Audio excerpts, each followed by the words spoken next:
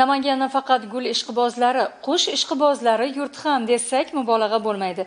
Tabiat mo'jizalariga bo'lgan mehr tufayli noyob qushlarning turi va soni yil sayin ko'payib bormoqda. Mavzuni muxbirimiz davom ettiradi.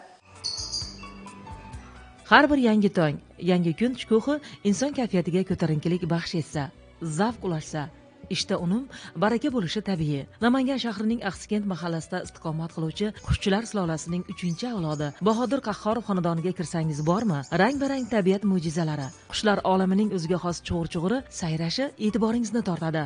Xonadonda asosan to'tiqushlarning noyob turlari parvarishlanadi. Bizni xonadonda erta tongda shu qushlarning sayrashi bilan hamma uyg'onadi. Severniy Amerika, Braziliyada yashaydi. Bu qizil ara deb nomlanadi bu to'ti. 150 yil yashaydi.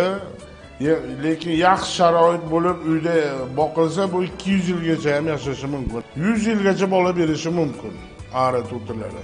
Juftini butun umrga tanlaydi ko'proq, o'zi tanlagan jufi bilan umrini oxirigacha yashaydi. Buni boqqan insonlarda yomon fazilatlar bo'lmaydi.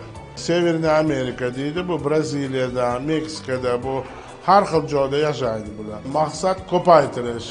Ha, insonda ishtiyoq, go'zallikka oshnolik, tabiatga chin dildan mehr bo'lsa, xayrli ishlar samarasi ko'ngillarni obod etaverar ekan. Jonivorlarga bo'lgan mehr ularni parvarishlash uchun yaratilgan sharoitlardan ham ko'rinib turibdi. Yana bir ahamiyatli jihat, oila a'zolarining bandligi ta'minlangan. Qush ishqibozlariga to'tiqushlarning noyob turlarini ko'paytirib, ularga yetkazib berish orqali xonadon ham o'ziga yarasha daromad topmoqda. Farzandlarning bo'sh vaqtini mazmunli o'tayotgani, tabiatga mehr qo'yib ulg'ayayotgani quvonarli. Yana bir jihat, to'tiqushlar turkumiga kiruvchi mana bu kakadu eng qadimiy tur bo'lib, boshqalarga qaraganda ancha aqlli, odamlar orasida bo'lishni yoqtiradi. Abubakir, nima harakat? Yong'oq chaqish. Ertalab maktabga ketganimda qushlarimga qarab ketaman. Kelganimda ham qarayman. Men qushlarimga ovqat beraman. Yong'oqni chaqib beraman.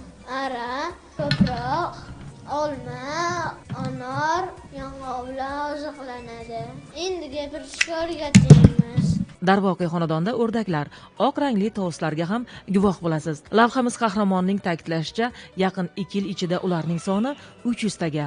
Ayni paytda xonadonda mavjud bo'lgan 100 juft to'tining soni bu fursatda 400 taga yetadi. Demak, Namanganda noyob to'tiqushlarning turi va soni yil sayin ko'payib boraveradi.